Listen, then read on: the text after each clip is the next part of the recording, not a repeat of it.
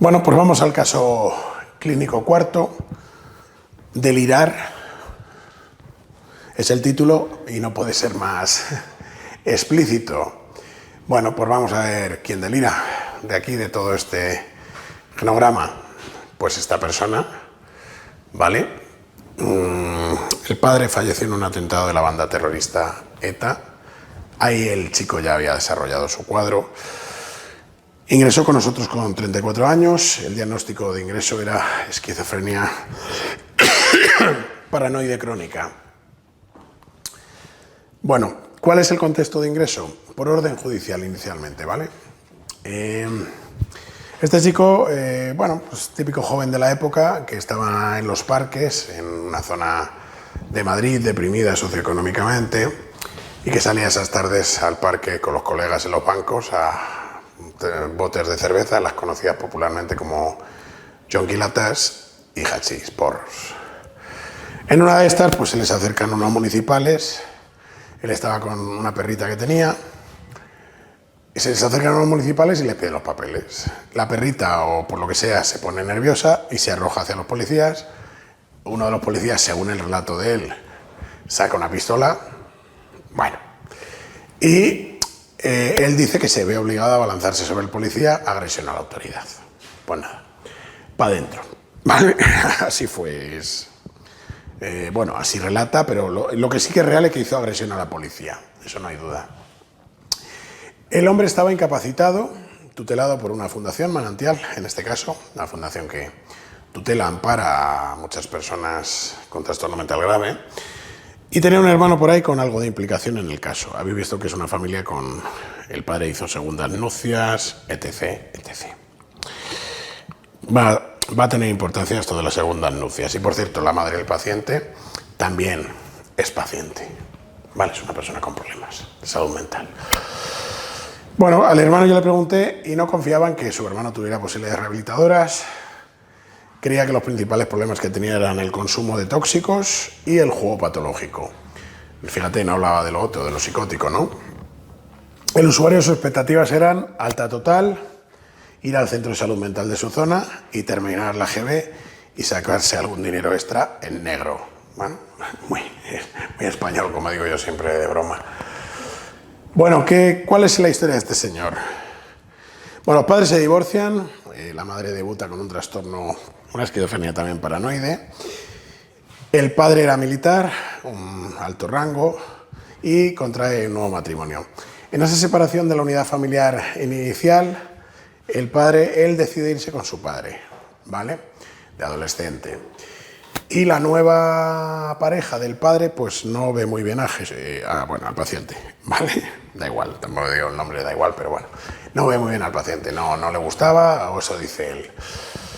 Bueno, él desde edad temprana manifestaba conductas disociales. Cuando el padre inicia la nueva relación y se va a vivir con él empieza a agravar los problemas conductuales, se vuelve muy conflictivo. En la casa tuvo graves altercados con su madrastra. En uno de ellos la persiguió con un cuchillo por la casa, llegó a clavar el cuchillo en una puerta, ella estaba detrás y la rozó la oreja. El padre le echó de casa y él ahí emprende un viaje por Europa. Veis que el titular de la diapositiva es Delirio de grandeza se cree Cristo y Hitler, ¿vale? Cuidado con esto, ¿no? Ahora lo explico. Ese viaje por Europa lo que hizo reforzar su estructura delirante al regresar, ¿vale? El viaje por Europa lo hizo mendigando, pidiendo limosnas, buscándose la vida.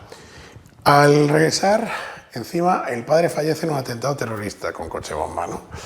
Y él pasa a partir de ahí por diversos dispositivos terapéuticos, por medias estancias, que os he explicado al principio, y consumos de tóxicos, dispositivos de este tipo, y acaba derivado a larga estancia. ¿Cuál fue el viaje que hizo por Europa? Bueno, Madrid, Zaragoza, Andorra, Barcelona, Zaragoza, Barcelona otra vez, entró a Francia, por Toulouse, subió por Limoges, se fue a Le Mans, se fue a la Bretaña, bajó de nuevo París, atravesó por Italia, creo, bajó hasta Roma. Bueno, un periplo brutal que le hizo tomar conciencia en Roma, según él, de que había hecho la cruz de Cristo y que él era, por tanto, la reencarnación de Cristo. Al llegar a Roma, él dice que se dio cuenta de que abrió la caja de Pandora. También él señala que era un arcángel que venía a eliminar el pecado de la faz de la tierra. Y se consideraba también Hitler, porque para él Hitler era una reencarnación más de Cristo, porque Cristo fue motivado su desaparición por los judíos, según él, y esto hacía que Hitler pues no fuera más que la reencarnación de Cristo. El paciente, según épocas, a veces se caracteriza como Hitler, se corta el pelo con el tazón, con la imagen esta que tenemos, ¿no?, de Hitler, bigotito, etcétera. Hay que ser muy directivos con él en muchas manifestaciones, ¿vale? Bueno, exploración psicopatológica, abordable y colaborador, con actitud sesgada por su elevada deshabilidad social. Tenía ese punto de las personas drogodependientes, que es como seductores, con hostilidad sobrecontrolada. Buen aseo y vestido, diversos engaños perceptivos en la entrevista de TT, alucinaciones simples y complejas auditivas, fotopsias complejas para el sistema auditivo, voces que escuchaba son eminentemente conocidas, también desconocidas, se dirigen a él en tercera persona, comentan sus acciones sin carácter imperativo. Él dice que son la voz de su padre, también la de su perrita, ya fallecida. También alucinaciones olfativas, por ejemplo, entender o escuchar las voces de animales o interpretar que te están comunicando, se llama el delirio Doolittle, digo por daros semilogía. También alucinaciones olfativas, cacósmicas. Entraba a mi despacho y yo le veía el gesto y te digo, ¿y por qué haces eso? Quiero ver si hueles bien o hueles mal. Claro, esto era complejo, ¿no? Claro. ¿Y por qué? Porque los que olían mal para él, en sus alucinaciones fétidas, eran demonios, los que el arcángel debía justiciar, y los que olían bien pues eran seres de luz, ¿vale? Yo, por si acaso, me perfumaba bien, ¿vale? Aunque era alucinatorio. Algún engaño pseudo-perceptivo en forma de pseudo-alucinación, que él era capaz de atribuir, por tanto, que eran de origen interno. Ideas delirantes megalómanas, Cristo, Hitler, contexto religioso, místico religioso, delirios de referencia, cosas fortuitas de alrededor, las atribuía que tenían que ver hacia él, no que eran para con él. Algo de deterioro cognitivo, leve, no mucho, comportamientos adictivos, ludopatía y consumo de sustancias psicoactivas, sobre todo cannabis. Factores de riesgo y protección, alta sensibilidad a las reducciones de neuroléptico, en su caso era la quetiapina, tendencia al abandono de la medicación, tendía a relacionarse con personas marginales, hacía estos delirios mesiánicos, metía cuando iba de permiso a su casa a personas en la mendicidad en casa, propensión a desarrollar conductas adictivas, la esquizofrenia paranoide de su madre y que convivían ambos en ese hogar que ahora os digo de dónde venía, amistades pasadas vinculadas al consumo de tóxicos, alta impulsividad y rechaza todo lo asociado a la enfermedad. Bueno, tenía una buena pensión él y otra buena pensión su madre, aparte por las circunstancias de lo de ETA, por una serie de, ventajas, no sé si es la palabra, ¿me entendéis? Pues el gobierno les puso un piso a bajo precio, ¿vale? Como compensación de la muerte del padre. Él respondía bien a medidas conductuales, a las dosis de fármaco que tenía, conocía los fármacos, la dosis, buen motivo de logro. Bueno, nos quedamos con eso. Un tratamiento contundente, farmacológico, es un caso muy grave. Conocía la enfermedad, pero discutía la toma de medicación. Peligroso, eso. En las famosas conductas problemas que conocéis, pues yo le he marcado también extravagantes, adicciones y agresividad. Extravagantes, cuando te daba la mano, te hacía el símbolo de la cruz.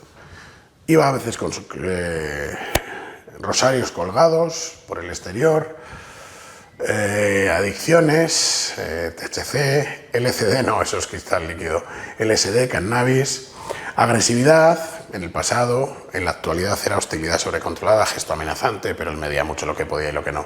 Estas son pruebas psicosociales, no me detengo en ellas, más en las más clínicas para vosotros. El SCL-90, pues bueno, daba sobre todo ideación paranoide, lo más relevante, y psicoticismo. En la PANS me dio en el sistema restrictivo un síndrome positivo y en el inclusivo también. Como veis, bueno, pues pues el perfil en este caso es más claro. Y bueno, el diagnóstico era esquizofrenia paranoide crónico, lo comparto, y evidentemente había que añadirle un trastorno de la personalidad con rasgos predominantemente antisociales. Aunque había un poquito de narcisismo, pero era sobre todo en rasgos antisociales y cumplía criterios. ¿Vale? También un juego patológico y dificultades para el control de impulsos sin filiar, o sea que diagnosticaríamos la esquizofrenia, el trastorno antisocial de la personalidad y la ludopatía. Bueno, le hicimos un plan de rehabilitación que os lo resumo muy rápidamente. Se trabajó muy bien con él durante 3 o 4 años. Entró en nuestro programa de externalización un par de veces, una le expulsé yo, porque hizo amago de agredirme sin hacerlo, pero me marcó el sitio, ¿vale? Entonces, pues se lo marqué yo también. Bueno, ese puntillo antisocial siempre lo tuvo. Logramos externalizarle a una mini residencia y dimos indicaciones claras al centro de salud mental de que no le bajaran la medicación, que era fundamental. Se sostuvo durante 2 años, bien, sin problemas. Ahí hizo una recaída en consumo. Yo le visité en la mini residencia, le hice lo que se llama el espíritu de las navidades pasadas. Cuidado que puedes acabar otra vez ingresado, larga estancia o quizá más larga todavía. Se logró sostener apenas 1 año, volvió a recaer, ya requirió una hospitalización intermedia y finalmente ha vuelto a ingresar hace unos años con nosotros, y ahora ya sí que es un caso más cronificado, ya más difícil y de sostenimiento y de que tenga una buena calidad de vida dentro de estar ingresado. Bueno, me parece que es un caso también muy interesante, ¿no? El que os acabo de exponer.